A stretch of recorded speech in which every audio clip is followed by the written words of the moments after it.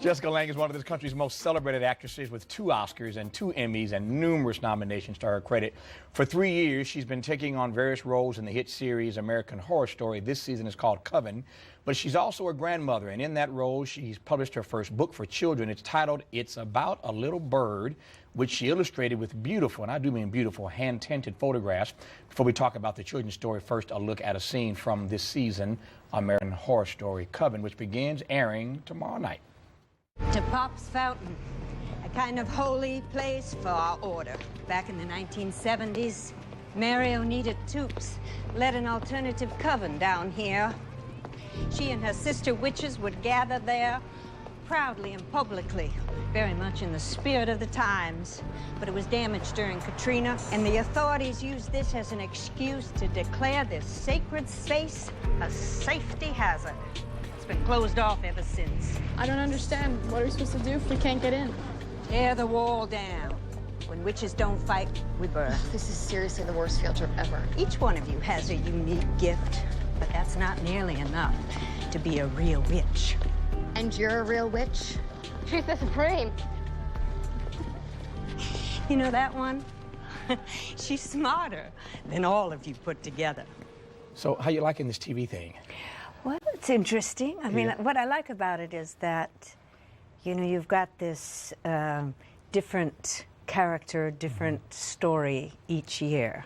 So that part of it's been good because it allows you the time, you know, 13 episodes or whatever, 13 hours to develop a character, but then you don't have to come back to it ever again. So that I like.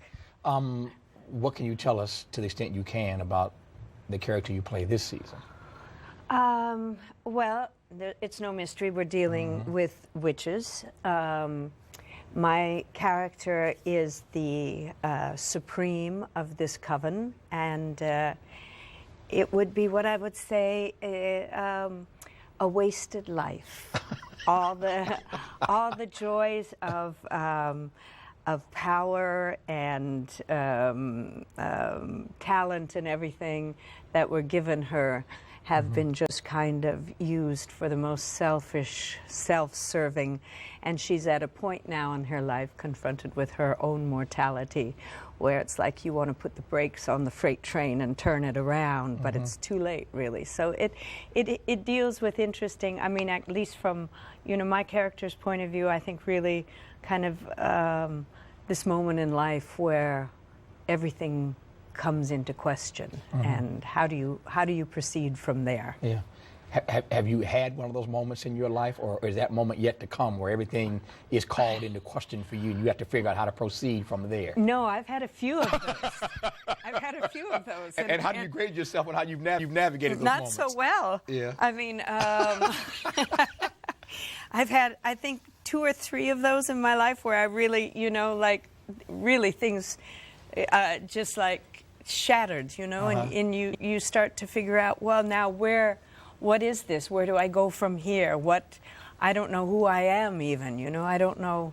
So that, yeah, and I hope I don't have too many more of those up ahead.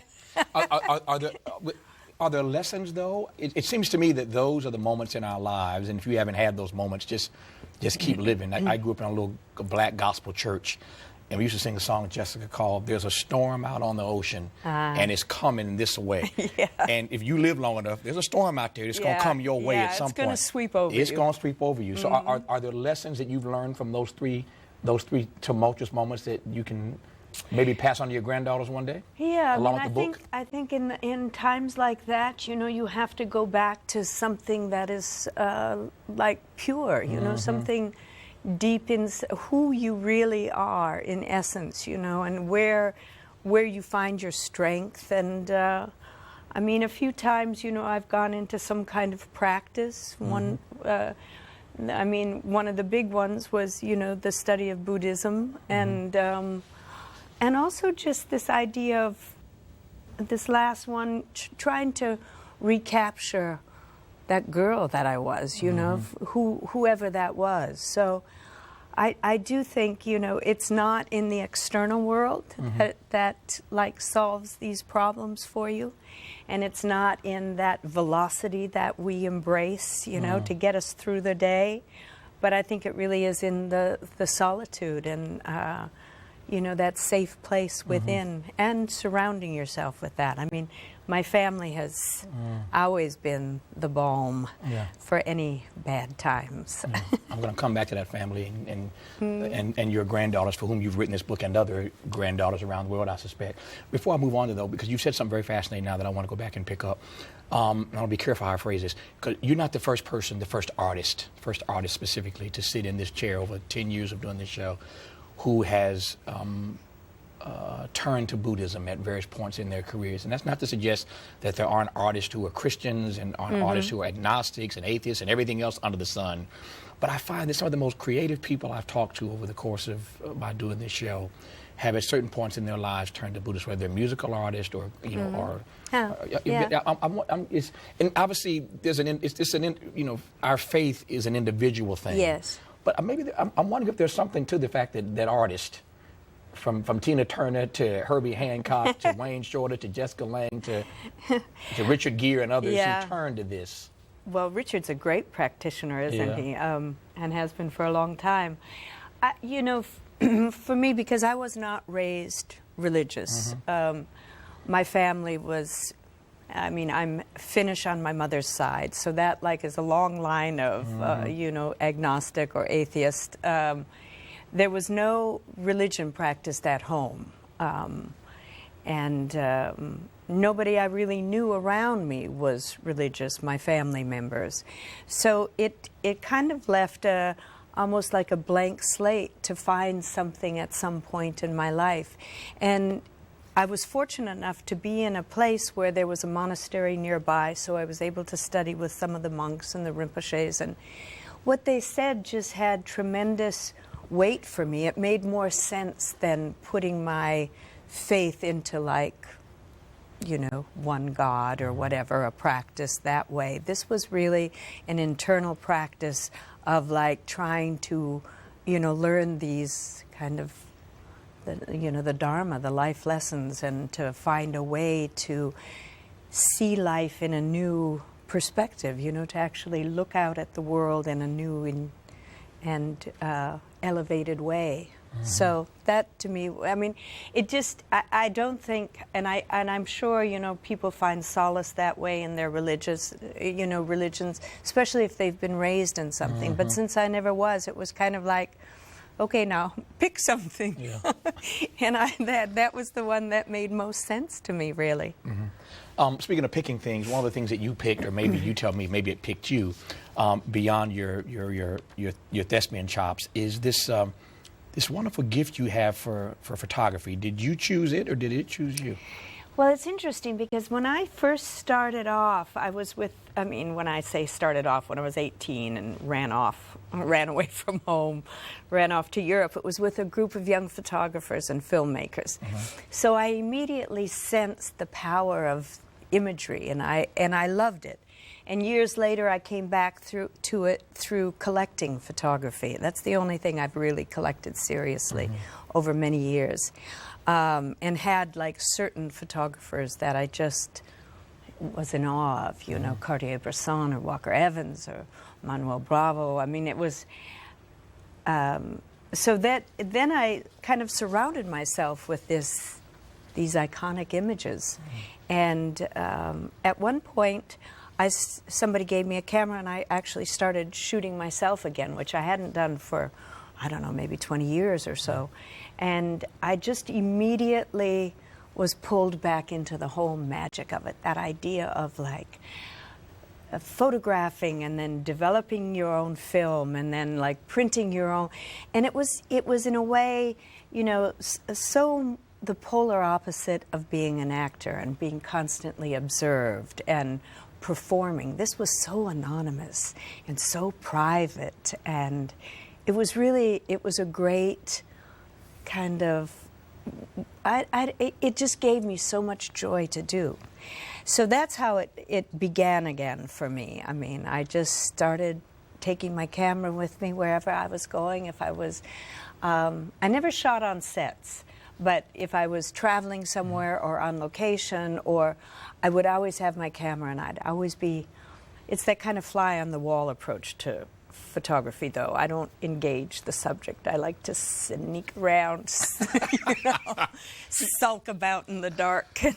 So I'm glad you said that, because you used a word that I want to go back to now, because there is something uniquely different about one whose life has been spent being observed, to your word, now doing the observing. Yeah. I have a number of books that are sitting in my dressing room right now that on a coffee table. Sammy Davis, the famous photographs, or not even famous, just the photographs of Sammy Davis Jr. Sammy, the greatest entertainer ever, I think, always being observed, but loved observing. Yeah. I got a book in there from Jeff Bridges. Yes. Always loves being, his life is being spent being observed, but loves observing. Yeah. So now Jessica Lange, being observed, but loves observing. I don't want to phrase this. What's the distinction, or what is the joy that comes from observing as opposed to being observed? Well, I think because I go back to that thing of it being so incredibly private, and what I love about photography, and it's the same thing I love about acting really, is that it forces you like right into the moment, where you can't be distracted, where you can't be like thinking about other things or ahead of yourself or behind yourself. Because if you're really in the process of photographing, you are absolutely aware. I mean, you are looking, it somehow, the thing that it's taught me so much is that the ability to see, to really look and to actually see what's in front of you, So, and then, of course, again, it's similar in acting in that way, is that that's what begins to play into your imagination and where you want to go with that. And, there's a very particular, in my black and white photography that I do, there's, one thing lends itself to the other. I mean, there is a certain kind of cinematic I'm drawn to. I understand the power of light and darkness and what that does on an emotional level, and how that kind of creates a set, almost a scenario, a story. So that's been, but mostly it's that thing of being anonymous and having this object between you and the outside world, and in a way you're kind of hiding behind it, and yet you're using it as this this great tool to just like observe the whole life that goes on in front of you. So I'm wondering how all this, I'm laughing on the inside, because I'm wondering how all this plays out when a photographer shows up to shoot Jessica Lange. I hate it. I knew you were going to say that. It's just like, even after all these years, it's almost unbearable for me. Yeah. You may make it unbearable for the photographer. Yeah. Well, I try to keep in mind his terrible assignment too. So I was wondering whether that made you an easier subject or a more difficult subject to photograph. No, it's never been easy, but yeah, I have more empathy now. I'm sure they appreciate that. Let me turn now. Speaking of photographs, I'll talk about the story in just a second, because it's about a little bird. It's based on a true story, which I'll come back to. But pardon my ignorance here. I did not know there was such a thing. I learned something doing this show on PBS every day. I didn't know there was such a thing as hand tinting black and white photographs. But when I saw what you have done with these photographs, for those who is, maybe I'm the only person who didn't realize this, but for those who are a little bit ignorant about hand tinting black and white photographs, what does that mean? I see what it looks like. It's beautiful. Yeah. Well, it's a process that goes back to the earliest photography, to tintypes, daguerreotypes. Is like, of course it was all black and white, because that was long before there was any, color technology. And what they would do in those days, they would sometimes just add a little touch of color here and there, like to the cheeks or to the lips or to a gold chain or whatever. You see it in like even the earliest daguerreotypes. And what interested me in it is because I've collected photography. I've collected a lot of what they used to call real photo postcards, which I'm sure you would recognize if you saw starting in like the turn of the century, last century. of like, photographs being made into postcards, which then you could send to your relative across the country, and this is our new house, or, a man would send to a woman with a note.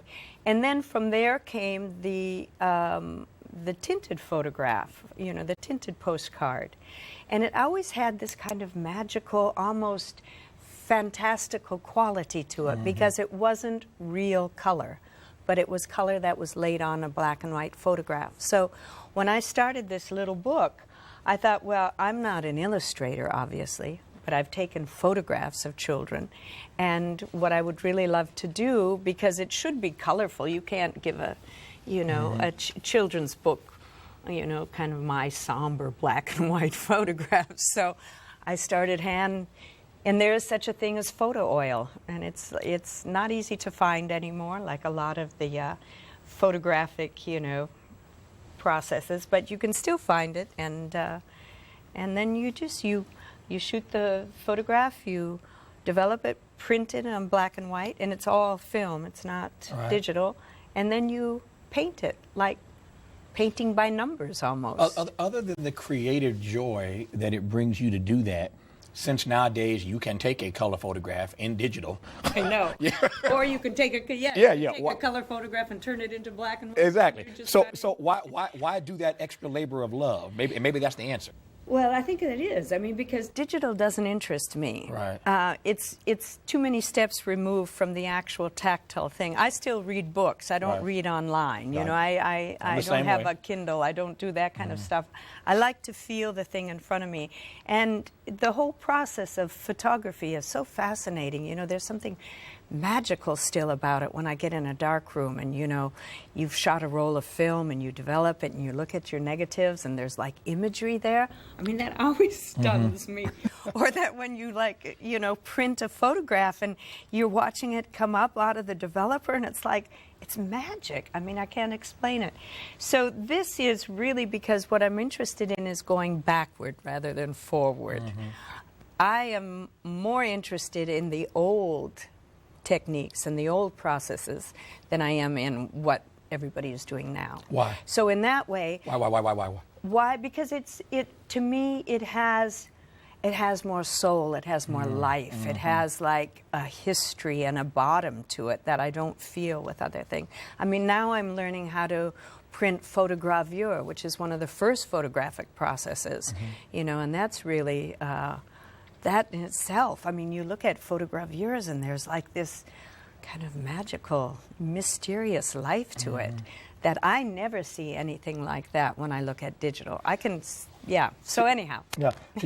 I asked that question, I pressed on that question of why, because the answer you just gave is really far more philosophical maybe than you even meant it to be, because I was just in conversation with myself the other day and I said, maybe it's just me wanting to hold on to the past, and maybe for some reason I'm afraid of certain things in the future. And what I realized was it's not any of that. I love living in the moment.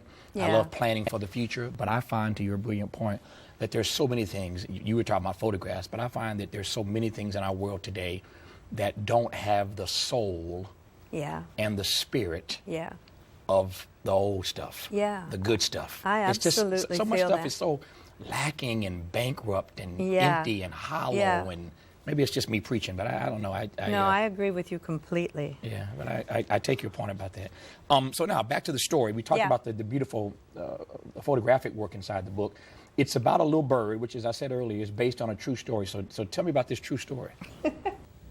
I woke up one morning with this, and again, it's like one of these things, I mean, I believe in dreams. So, something came in the night and it kind of was still there with me in the morning. And I sat down and I wrote this story, and I really wrote it for my granddaughters, just with the intention of giving it to them, making a little, handmade book for them, illustrated with these photographs and about, our lives together and everything. But as I started writing it, this story came to me that I wanted to share with them about something that had happened to me. And it's all true. I mean, when I was living and working in Rome one time, I bought a tiny little canary at a bird market on the streets in Rome. And I brought it home, and I was in Rome by myself because my kids had grown, and you know, they always came with me on location, but this time they didn't. And this little bird just kind of filled my life. I mean, it was like, it was such a wonderful companion. And when I say it filled up the silence, it really did, you know. So I had this thing with this tiny little bird. And when I got ready to leave, I had to come back to the States. I thought, well, I'm going to take this bird with me. And I actually, you know, called like the American Embassy. What do you have to do to get, you know, they thought I was nuts, and nobody obviously had any idea, nor were they going to take any of these questions seriously. So I decided, well, I'm just going to take him, you know. And I remember going to the airport that day, to the airport in Rome, and I was traveling with some other people from the film, and they just like, you know, we'll see you later, because if you get busted for bringing this bird, we don't want to be there. And I went into the bathroom. I took the bird out of its little box, its little basket that I had in my hand luggage, and slipped it into my pocket, which was warm and dark. And that little bird stayed there. We went all the way through the airport, through customs, through passport control. This was pre-9/11. Pre-9/11, of course, yeah. So you're not being strip searched Exactly, and, yeah, you know, yeah. x-rayed to death. Yeah. And when I got on the plane, and he was fine, he was quiet, got on the plane, I took him out of my pocket and put him back in his little basket so he could eat, drink during the 8-hour flight or whatever. And then we did the reverse. We, you know, when I landed, put him back in my, and then he was home safe. We got home together just fine.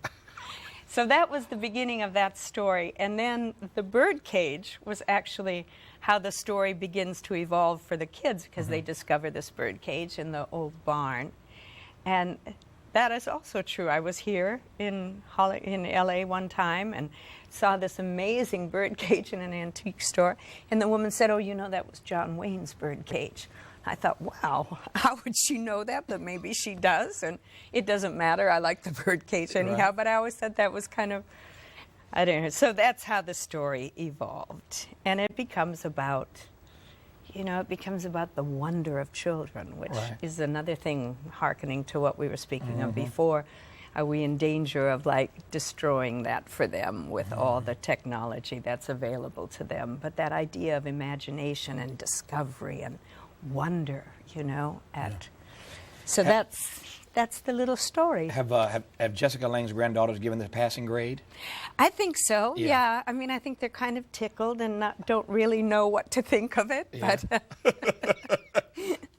They'll appreciate it, I'm sure. They appreciate it now, but they certainly will even more so Yeah. years down the road.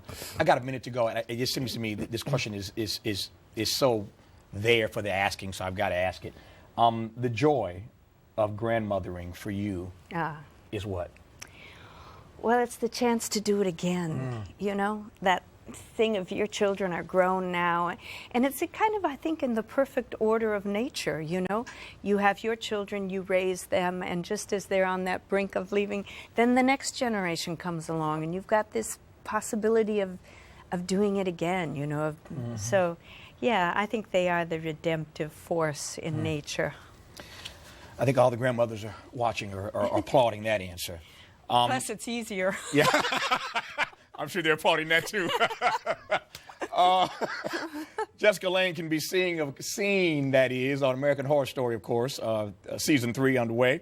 And she can be read in her new book, her first book, a children's book. Yes. It's called It's About a Little Bird, the story and the pictures by Jessica Lange. Go on with your bad self. Story and pictures. It's a delight to have had you on this program. Thank you. It was lovely. I enjoyed having you. That's our show for tonight. Thanks for watching, and as always, keep the faith.